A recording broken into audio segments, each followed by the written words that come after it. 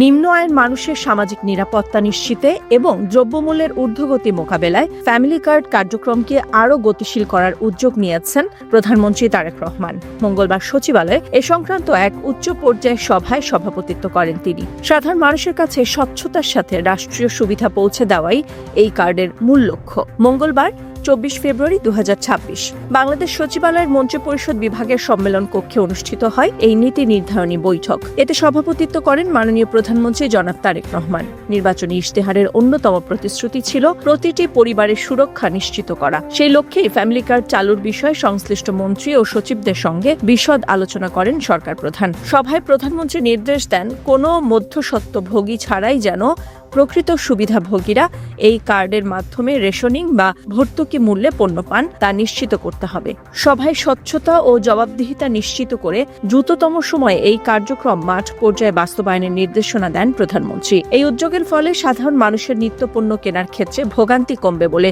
আশা করা হচ্ছে। জনকল্যাণমুখী রাষ্ট্র গঠনে প্রধানমন্ত্রীর এই পদক্ষেপ কতটা কার্যকর হবে এখন সেটাই দেখার বিষয়।